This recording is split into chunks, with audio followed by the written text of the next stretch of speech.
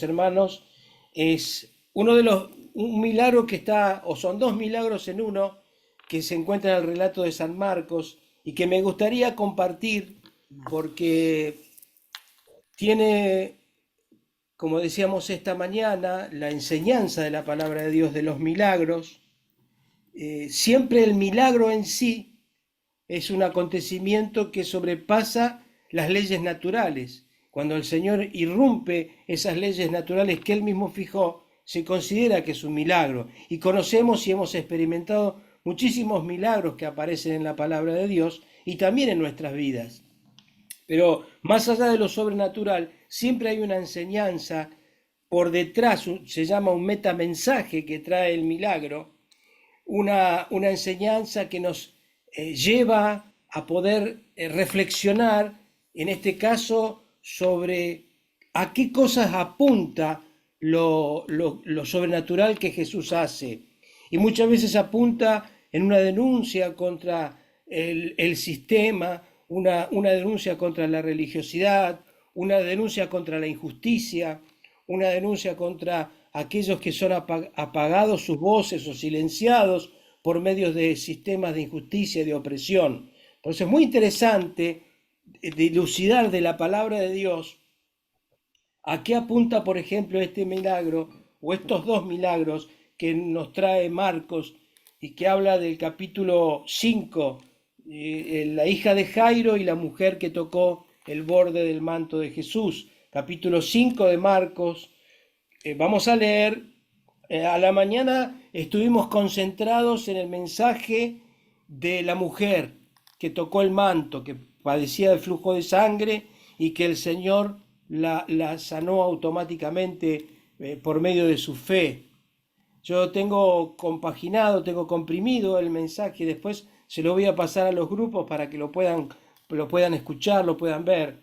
Y yo ahora me voy a, centralizado esta mañana era en los prejuicios de la gente que rodeaba a Jesús, tanto los que no creían como los que sí creían. Y ahora vamos a leer desde el versículo número 35, que esto relata del principal de la sinagoga de Capernaum que fue a buscarlo a Jesús, porque la hija de Jairo estaba gravemente enferma. Vamos a tomar el contexto mejor para que todos nos situemos. Vamos a leer el 21 y después saltamos adelante. Dice así la palabra de Dios, Marcos 5:21, amén. Amén. Amén. Pasando otra vez Jesús en una barca a la otra orilla, se reunió alrededor de él una gran multitud y él estaba junto al mar. Y vino uno de los principales de la sinagoga llamado Jairo, y luego que le vio se postró a sus pies y le rogaba mucho, diciendo: mi hija está agonizando, ven y pon las manos sobre ella para que sea salva y vivirá. Fue pues con él y le seguía una gran multitud y le apretaba. El versículo 35 dice: mientras él aún hablaba, vinieron de la casa del principal de la sinagoga, es decir, de la casa de Jairo, diciendo: tu hija ha muerto, ¿para qué molestas al maestro?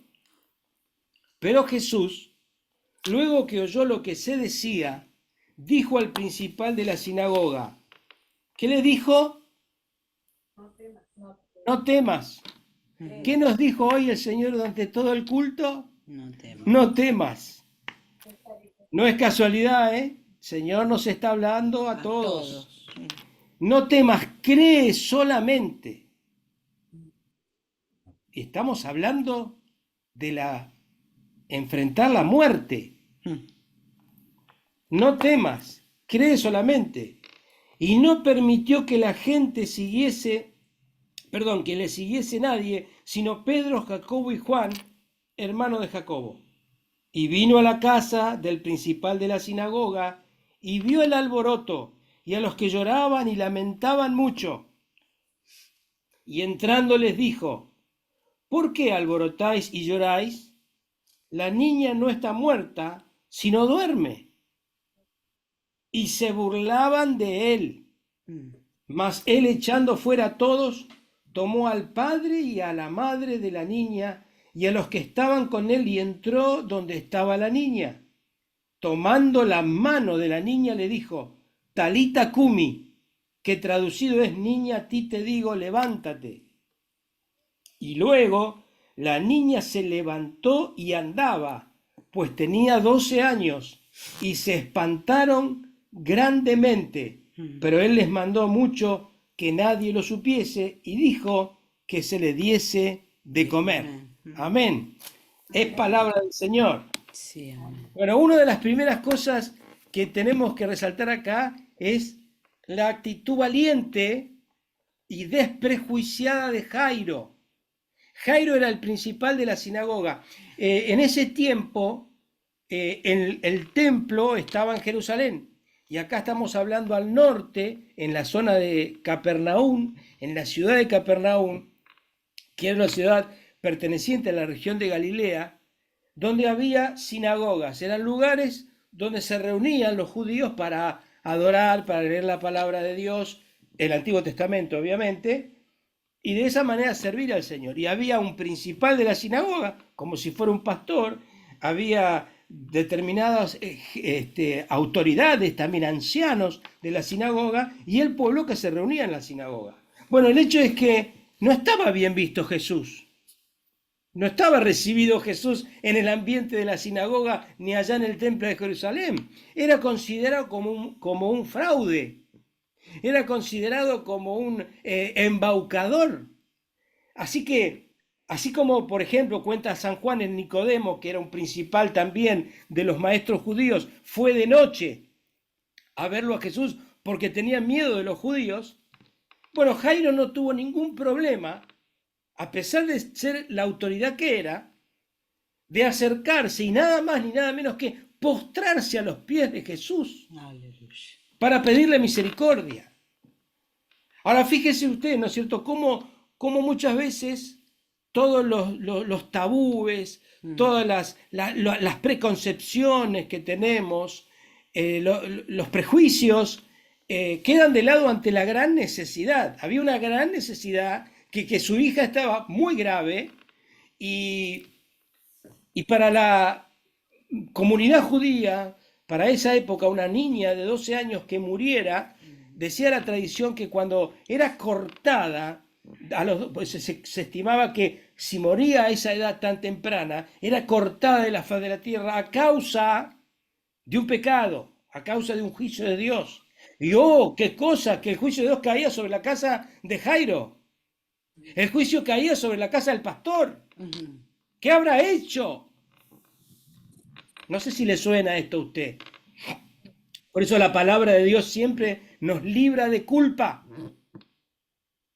Todo mensaje, hermano y hermana, sobre todo los que nos escuchan por primera vez, que te traiga culpa y no te trae la salida, no es de Dios.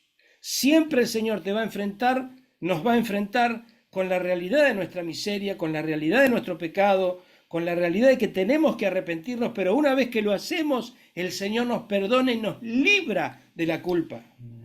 Así que Jairo tuvo la valentía de vencer todos esos tabúes y esos prejuicios y se fue. Es muy posible que fuera en contra de su propia familia, de sus propios amigos, inclusive de sus propios compañeros de la sinagoga.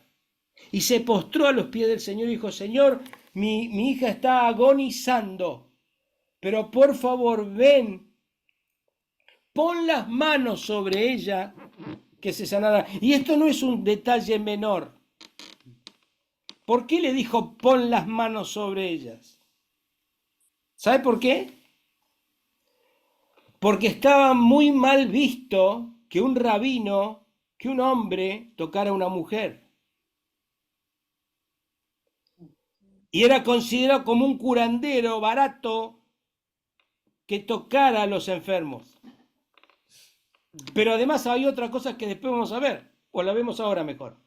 Cuando llega y la niña está muerta, tocar a un cadáver era contaminarse. Lo mismo que la mujer en el milagro anterior que padecía flujo de sangre, al padecer flujo de sangre estaba contaminada y ella al tocarlo al Señor lo contaminaba. Esa era esa era el pensamiento, la creencia de aquel momento. Pero lejos la mujer de contaminar al Señor tocando su manto, el Señor la sanó y la liberó. Amén. Y lejos de contaminarse el Señor al tocar un cadáver de la niña, no solo que no se contaminó, sino que la resucitó. Por eso cuando está el Señor, todo es posible. Y cuando está el Señor, está la libertad. Y cuando está el Señor, verdaderamente fluye la vida y fluye la esperanza y no las cosas que nos tiran para abajo, que nos desalientan. Por eso tenemos que ser valientes muchas veces en nuestra fe, para con nuestras propias familias, para con nuestros propios allegados, de vencer los prejuicios. No, ¿qué te vas a ir con esos locos? No, usted siempre ahí en la iglesia. No, esto no. Bueno, muchas veces nos dicen así, pero nosotros tenemos que saber a quién y en quién hemos creído que nunca nos va a defraudar.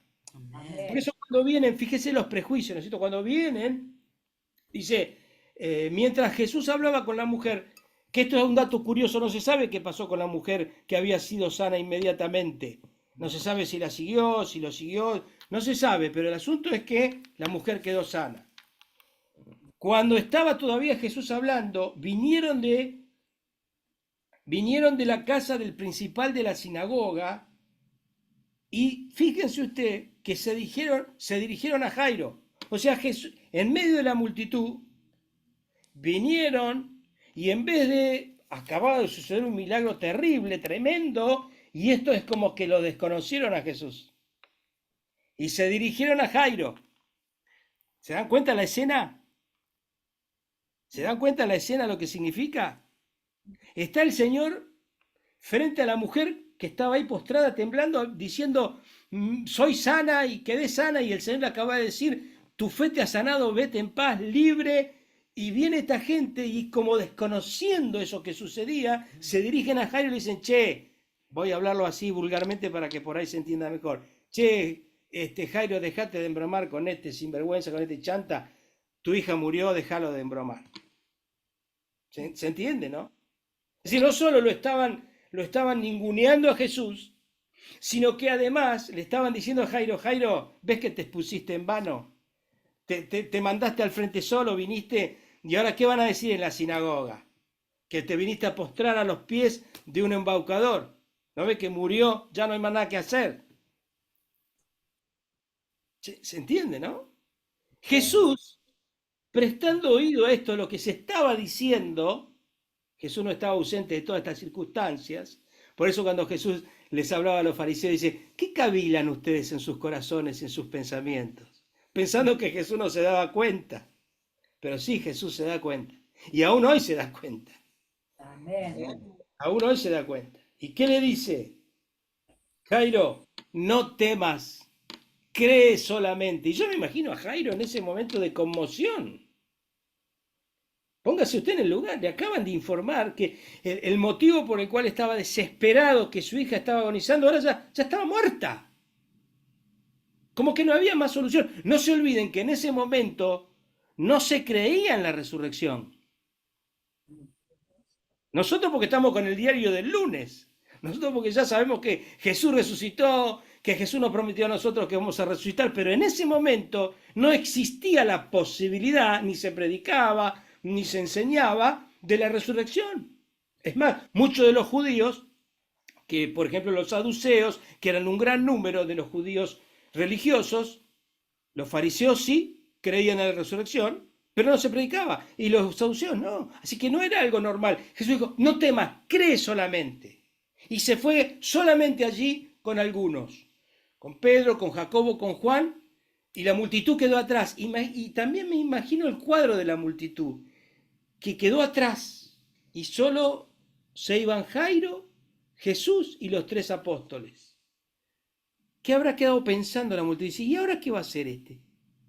¿Qué irá a hacer? ¿Irá a ir a ver las condolencias, a presentar los respetos? Y cuando llegan a la casa de Jairo, ya estaban los que se contrataban para hacer el funeral, los endechadores. Estaban los flautistas, o sea, había todo un séquito que se preparaba y hay toda una cultura que no me da el tiempo para explicarles, pero todo tiene un porqué de los que tocaban las flautas, de los que lloraban, aullaban prácticamente, porque es como que había que hacer todo el acting del sentimiento que representa la partida de un ser humano, la muerte de un ser humano, lo que significaba el partir de este mundo. Bueno, no me voy a detener ahí, pero sí me voy a detener en que todos estos que estaban haciendo el lloro, el llanto, que era habitual, obviamente, ¿no? Nosotros hoy vamos a un velorio y no nos vamos a poner a reprender a la gente que llora. Bueno, aunque hay algunos creyentes que sí, que dicen que no hay que llorar cuando pierden un ser querido, pero bueno, esa también es motivo de otra enseñanza. Se cortó, Cuando pastor. ingresa y encuentra a los que lloraban, dice, ¿qué están haciendo? ¿Por qué alborotan tanto y hacen tanto? La niña no está muerta, duerme. Entonces los mismos que hasta hace un segundo estaban llorando, gimiendo, lamentando, se empezaron a reír y decir, este está loco. Ahora, qué rápido que pasa la gente, ¿no? Del llanto, ay, para burlarse del Señor. En un segundo pasaron del llanto, de la agonía, a burlarse de Jesús. Se burlaban de él, diciéndole que estaba loco. ¿Y cuántas veces te van a decir a vos y me van a decir a mí que estamos locos por creer en el Señor? Pero bendita locura por creer en Jesús, porque Él jamás nos va a dejar solos, jamás nos va a avergonzar. Y sacándolos fuera a todos, solamente quedó el padre y la madre, los discípulos, y Él justamente toma la mano de la niña, toma la mano de la niña y le dice Talita Kumi, que es uno de los pocos textos del arameo que están en el Nuevo Testamento escrito en griego. Y se cree, ¿sabe por qué aparece ahí? Porque Marcos era el escribiente de Pedro. Y Pedro es el que verdaderamente sabía el arameo antiguo. Eran las palabras esbozadas por Jesús en el idioma natural de ellos. Talita Kumi, que significa niña, a ti te digo, levántate. El Dios de la vida. Qué verdadera, es un milagro tremendo que en ese mismo instante la niña se levantó y empezó a andar, una niña de 12 años.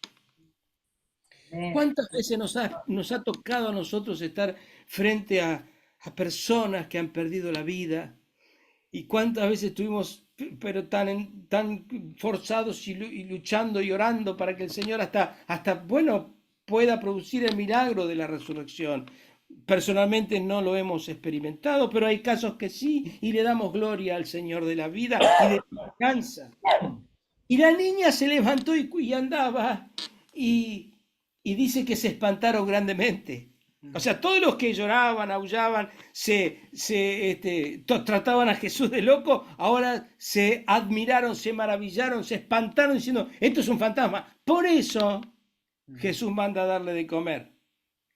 Que los fantasmas no comen. Porque los fantasmas no comen. Entonces, no, denle de comer. Además, porque justamente hacía mucho tiempo que la chica estaba enferma, agonizando, y evidentemente estaba débil. Entonces, el Señor no solo trae de nuevo a la vida a esta niña, sino que cuida de ella y le dice a los padres, padres, ocúpense y denle de comer.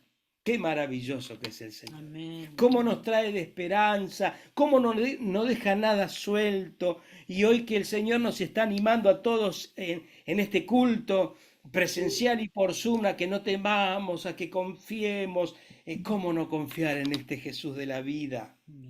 Era un cuadro muy oscuro, ¿no es cierto? Estaba la muerte ya instaurada.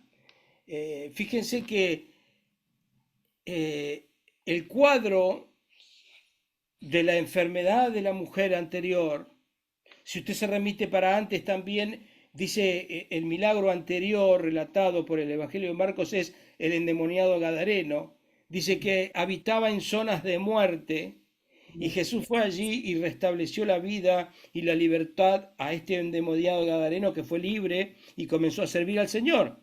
Ahora ya no está el milagro en zonas de muerte, ahora el Señor se presenta con la misma muerte que había cobrado la vida de la hija de Jairo y torna en vida y echa la muerte, echa la desesperanza, Por eso, no temas, hermano, hermana, en esta tarde. No temamos, confiemos. El Señor está diciendo, ánimo. Algunos de una manera, de otro. Miren los textos preciosos que el Señor nos trajo esta tarde. Sí, Como también decía Señor. nuestro pastor Emanuel, el texto de Pedro, resistid. Vamos a resistir, vamos a confiar. Vamos a dejarnos en las manos del Señor. Aleluya. Con una sola condición. No temas, cree solamente. ¿Eh? Echamos fuera el temor porque está la presencia de Jesús. Y nuestra parte es, vamos a confiar en el Señor. Señor, yo no sé lo que vos vas a hacer, cómo lo vas a hacer, pero estamos seguros, también como decía nuestra pastora, que tenemos su palabra. Cada uno tenemos quizás una palabra específica de promesa del Señor. Sea cual fuera la palabra de Dios para tu vida, no temas, Amén. cree solamente, entregate de lleno al Señor. Y ojalá pudiéramos tenerlo al Señor, que nos tome de la mano para decirnos levántate, pero nos tiene su Espíritu Santo. Y ese Espíritu Santo está diciendo esta tarde, no temas, cree, levántate y resplandece. Sí. Así que vamos a orar en el nombre del Señor en esta tarde por todas esas necesidades, por todas esas situaciones, inclusive de la misma muerte, porque se ha tornado en victoria por medio del triunfo de Jesús. Amado Señor, tantas gracias te damos. Dios mío, porque nos has alentado con tu palabra, Amén. porque durante todo este culto, Señor, nos has traído palabra de fe, de esperanza, de confianza, que confiáramos, que estemos seguros en ti, Señor. Y tú nunca nos has dejado, nunca nos has abandonado. Nosotros quizás flaqueamos, como decía el otro texto, y desmayamos, pero tú renuevas nuestras fuerzas. Tenemos necesidad de aferrarnos, Señor, a ti, creyendo de todo nuestro corazón, poniendo toda nuestra confianza, Señor, y como dijo aquel padre también, ayúdanos quizás en nuestra incredulidad, pero no tenemos temor, sabemos que tú nos guardas.